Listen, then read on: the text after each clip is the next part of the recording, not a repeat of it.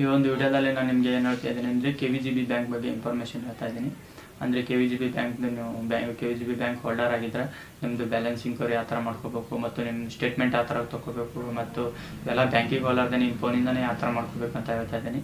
ಅದಕ್ಕಿಂತ ಮುಂಚಿತವಾಗಿ ಚಾನಲ್ನ ಸಬ್ಸ್ಕ್ರೈಬ್ ಮಾಡ್ಕೊಳ್ಳಿ ಮತ್ತು ಲೈಕ್ ಮಾಡಿ, ನಿಮ್ಮದು ಒಪಿನಿಯನ್ ಏನಂತ ಅದು ಕಮೆಂಟ್ ಮಾಡಿ ಮತ್ತು ಹಾಗೆ ನಿಮಗೆ ಫ್ರೆಂಡ್ಸಲ್ಲಿ ಮತ್ತು ನಿಮ್ಮ ಫ್ಯಾಮಿಲಿಯಲ್ಲಿ ಎಲ್ಲ ಥರ KVGB ಅಕೌಂಟ್ ಹೋಲ್ಡರ್ ಇದ್ದವರಿಗೆ ವಿಡಿಯೋನ ಶೇರ್ ಮಾಡಿ ಮತ್ತು ಅವರಿಗೆ ಹೆಲ್ಪ್ ಆಗ್ಬೋದು. ಈ ಒಂದು ವಿಡಿಯೋದಲ್ಲಿ ಏನು ಹೇಳ್ತಾ ಇದ್ದೀನಿ ಅಂದರೆ ಈ KVGBದು ನೀವು ಅಕೌಂಟ್ದು ಸ್ಟೇಟ್ಮೆಂಟ್ ಆಗಲಿ, ಅಕೌಂಟ್ ಬ್ಯಾಲೆನ್ಸ್ ಆಗಲಿ ಮತ್ತು ನಿಮ್ಮದು ATM ಬ್ಲ್ಯಾಕ್ ಅಥವಾ ಆ್ಯಕ್ಟಿವ್ ಆಗಲಿ ಎಲ್ಲ ಥರ FDದು ಎಷ್ಟು ಪರ್ಸೆಂಟೇಜ್ ಕೊಡ್ತಾರೆ ಎಷ್ಟೆಲ್ಲ ನೀವು ಇದೆಲ್ಲ ಇನ್ಫಾರ್ಮೇಷನ್ ಯಾವ ಥರ ನೋಡಬೇಕಂದ್ರೆ, ಈಗ ನೀವು ಪ್ಲೇಸ್ಟೋರಲ್ಲಿ ಹೋಗಿ KVGB ಮೊಬೈಲ್ ಬ್ಯಾಂಕಿಂಗ್ ಅಂತ ಆ್ಯಪ್ ಅಂತ ಹೊಡೆದ್ರೆ ಅಲ್ಲಿ ನಿಮಗೆ ಬರುತ್ತೆ ಆ ಆ್ಯಪ್ನ ಯಾವ ಆ್ಯಪ್ ಅಂದರೆ ಅದು ಇಲ್ಲಿ ಬಾಜು ಸ್ಕ್ರೀನಲ್ಲಿ ಹಾಕಿರ್ತೀನಿ, ಇಲ್ಲಿ ಅದನ್ನು ಬೇಕಾದರೂ ನೋಡ್ಕೊಂಡು ಮಾಡ್ಕೋಬೋದು.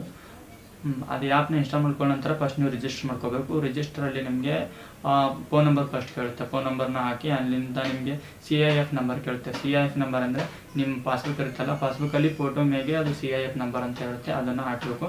ಅದನ್ನು ಹಾಕಿದ ನಂತರ ಅಲ್ಲಿ ಮತ್ತೆ ನಿಮಗೆ ಇದು ಕೇಳುತ್ತೆ, ಕ್ಯಾಪ್ಚರ್ ಕೇಳುತ್ತೆ. ಅದು ಕ್ಯಾಪ್ಚರ್ನ ಹಾಕಿದ ನಂತರ ನೆಕ್ಸ್ಟ್ ನಿಮಗೆ ಅಕೌಂಟ್ ನಂಬರ್ ಕೇಳುತ್ತೆ. ಅಕೌಂಟ್ ನಂಬರ್ನ ಹಾಕಿ ನಿಮ್ಮ ಮೊಬೈಲ್ ನಂಬರ್ನ OTPನ ಕನ್ಫರ್ಮ್ ಮಾಡ್ಕೊಳ್ಳಿ. ಅಲ್ಲಿಂದ MPIN ಕೇಳುತ್ತೆ, MPIN ಹಾಕಿ ಅದನ್ನು ಕನ್ಫರ್ಮ್ ಮಾಡ್ಕೊಳ್ಳಿ. MPIN ಕನ್ಫರ್ಮ್ ಮಾಡ್ಕೊಳ್ಳಿ, 2 ಸರ್ತಿ ಹಾಕಿ ಕನ್ಫರ್ಮ್ ಮಾಡ್ಕೋಬೇಕಂದ್ರೆ ನಿಮ್ಮದು ನೆಕ್ಸ್ಟ್ ಟೈಮ್ ನಿಮ್ಮದು ಲಾಗಿನ್ ಆಗೋ ಟೈಮಿಗೆ ಆ MPIN ಹಾಕಿ ಲಾಗಿನ್ ಮಾಡ್ಕೋಬೇಕು. ಇದು 15 ಬಾಜು ಸ್ಕ್ರೀನಲ್ಲಿ ಹಾಕಿರ್ತೀನಿ, ಅದನ್ನ ನೋಡ್ಕೊಳ್ಳಿ.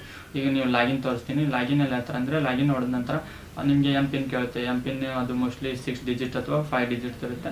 ಅದನ್ನು ಕ್ಲಿಕ್ ಮಾಡ್ಕೊಂಡ ನಂತರ ನಿಮ್ಮದು ಅಕೌಂಟ್ ಸ್ಟೇಟ್ಮೆಂಟ್ ಎಲ್ಲ ಬರುತ್ತೆ.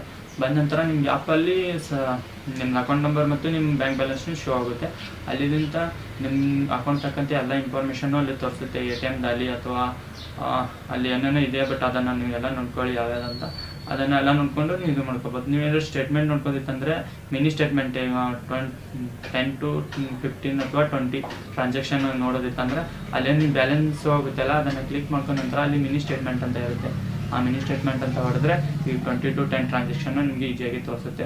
ಅಲ್ಲಿಂದ ನಿಮ್ಗೆ ಏನಾದರೂ 1 ಇಯರ್ದು 6 ಮಂತ್ ಅಥವಾ 3 ಮಂತ್ಸ್ ಅಥವಾ 1 ಮಂತ್ ಟ್ರಾನ್ಸಾಕ್ಷನ್ ಬೇಕಾದರೆ ಅಲ್ಲಿ ಪಾಸ್ಬುಕ್ ಅಂತ ಇದೆ, ಪಾಸ್ಬುಕ್ ಅಂತ ಹೊಡೆದು ಅಲ್ಲಿ ನಿಮಗೆ ಎಲ್ಲಿಂದ ಟ್ರಾನ್ಸಾಕ್ಷನ್ ಬೇಕು ಅಲ್ಲಿಂದ ನೀವು ನೋಡ್ಕೋಬೋದು.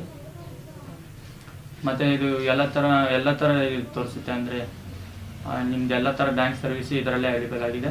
ಮತ್ತು ವಾಟ್ಸಪ್ಪಲ್ಲೂ ಇದೆ, ವಾಟ್ಸಪ್ಪಲ್ಲೂ ತೋರಿಸುತ್ತೆ. ವಾಟ್ಸಪ್ಪಲ್ಲಿ ಯಾವ ಥರ ಅಂದರೆ ಅದು ಇನ್ನೊಂದು ನೆಕ್ಸ್ಟ್ ವಿಡಿಯೋ ಹಾಕ್ತೀನಿ, ಆ ನೆಕ್ಸ್ಟ್ ವಿಡಿಯೋಲ್ಲಿ ನೋಡಿಕೊಂಡು ಯಾವ ಥರ ಅಂತ ಮಾಡ್ಕೊಳ್ಳಿ. ಅದನ್ನು ತುಂಬ ಈಸಿ ಇದೆ. ಅದು ವಾಟ್ಸಪ್